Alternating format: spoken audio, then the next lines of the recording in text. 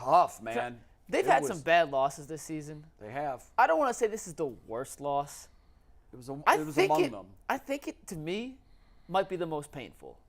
And I'm going to tell you this because of a couple of reasons. One, they had just taken over first place. Yeah.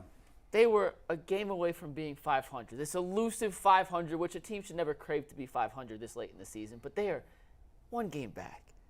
You got the best closer in baseball. Trevor Steffen's supposed to be an elite eighth-inning setup guy. Setup man. You're playing the Kansas City freaking Royals.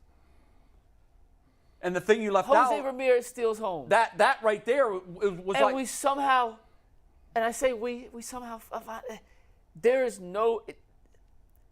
I don't really have words because one game doesn't really make a huge difference in the totality of a situation. The season, 162, it's one game. I get it. This one felt like a gut punch. It's the Royals. You were going in for the sweep. You were going in off a great Bieber start, 6 innings, 1 hit, 8 striker, 2 hits, 8 strikeouts, whatever it was. Bieber was phenomenal. I still don't know why he only threw 81 pitches. He only threw 81 pitches. He could have gone another. And then Steffen and Clase, the two guys who you rely on the most in the bullpen, each individually screwed you over with a chance to go to 5. This just felt like a giant gut punch. The Steffen thing, I was furious at him because with the score 2-1 and a runner at first, he's not even holding the runner. He doesn't even look at him. Yeah. And the runner gets a great jump and swipes second base. And then on a bloop, light hitting, it's just drop single to center. All the little things added up. Yeah. And at the time even before the base was stolen, I was watching with one of our digital producers upstairs. And I said, he's not paying attention to the runner. This guy's going to steal second and score the tying run.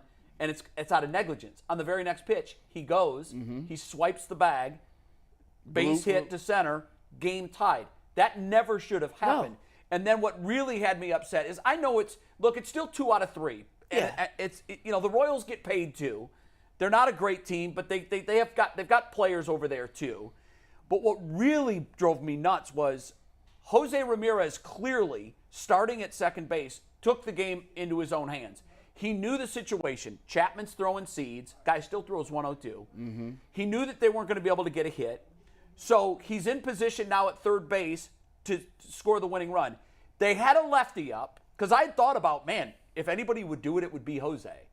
But I didn't think he was going to do it because there was a left-handed hitter up.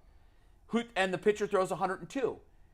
So it might be one of the most improbable steals of home you'll ever see. I'll give you that. Because 100%. The righty blocks the view of Perez. The catcher saw plainly out of his peripheral vision, here comes Jose. So he knew to come out and come to get him. And Ramirez had thought about that in advance and made a Jackie Robinson-type slide. And Salve is a veteran catcher. And when you one of the best. So who makes that decision? I think he might have discussed it with the third base coach. I doubt he would do it on his own. Some players have the green light. Imagine Jose is one of them because he's such a great runner. Aside from being, having decent speed, he's a better runner than he is fast. And he might be a guy that has the green light. So I didn't listen to the postgame because I was on the air from 5 to 6. I don't know if he had permission, but it was just a brilliant call. Whoever made it. And now also you have to take into account who's at the plate, the likelihood of them getting a hit. Right. And it wasn't good. So they just said, you know what the hell, roll the dice, take a shot.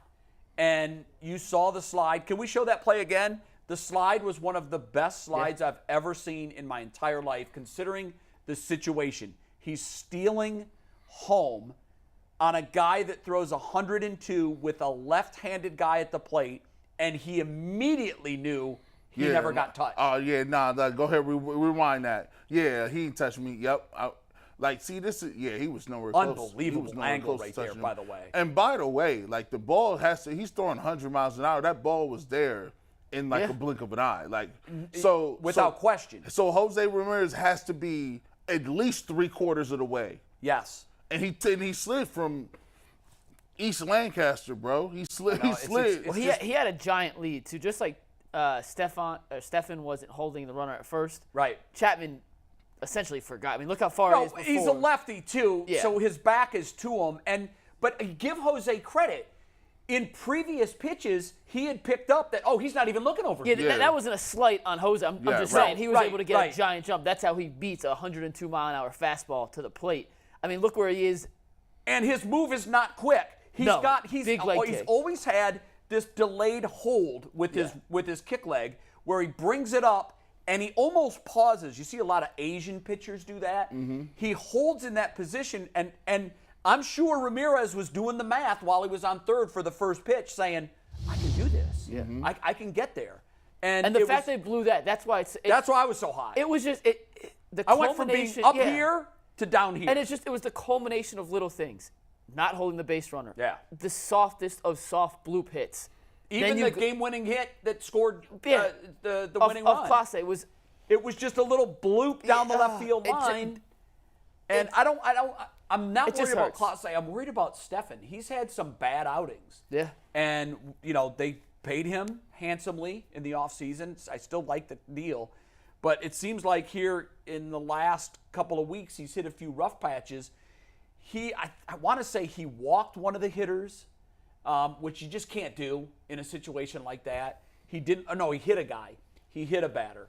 He recorded a very long out on a deep fly ball. He just didn't look great. You put it behind you. You've got very little time because they play an afternoon game today at Wrigley. So I know it wasn't a long trip. They were probably there by 5, 6 o'clock. Or no, the game didn't end until after 5. So they probably were in Chicago by 8 o'clock, got a good night's rest. Day game today, night game, I believe, tomorrow, and then a day game on Sunday. And then it best gets team in really baseball. tough because you've got the absolutely white-hot Atlanta Braves for a series over the 4th of July holiday.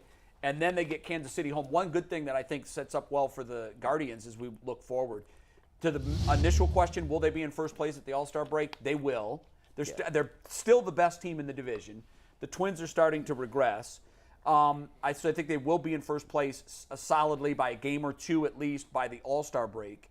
And something to keep in mind, they hadn't played the Royals at all season until this series. They have 9 more games against the Royals, second worst team in baseball. So I think that really works into their favor. They got a lot with Detroit, a lot with Chicago to go. So I think they're going to win the division. They're not going to be maybe 85, 90 wins. Yeah, I mean, something like I'm that. still with you.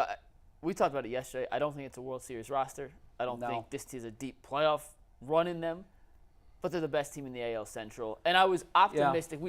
I brought up the numbers yesterday. So they had that big 14-run outing 2 days ago. Yeah. That was the 6th time this season they had scored 10 or more runs. Right. In the 5 games before yesterday, We were talking about that. Laid an egg. they'd averaged 5 runs per game. Oh, really? Which is I thought- actually above their season average by Yeah. a pretty big margin. It was 4.8 to be exact. But they come out the next day and to me, this was a chance to just grab onto something. A sweep, Right. 500, first place in the division by yourself, and it just felt like a missed opportunity. Is this game going to come back to haunt I mean, they're them still later? in first place. They're tied They're with the tied, but Twins. just this was a solidifying moment. Yeah. Or could have been a solidifying moment. Right. Like I said, a sweep. A great pitching performance by Bieber. Even if it goes to extra innings, you have that play from Jose where if this team were to go on some sort of big run, we go back. Hey, what was the moment that changed the season? Jose's slide. It's something you could pinpoint, and it just slipped away. And that's why I was so frustrated yesterday afternoon watching this, because it was. I mean, Bieber was electric, and he only threw 80-something pitches. It felt weird they took him out early. I'm wondering if they're not They're not trying to overtax keeping the miles him. off Yeah. of his tires because yeah. they're getting ready Oh, yeah. to move him. Was this the last time we're going to see Shane Bieber? I don't know. He's been checkerboarding his starts.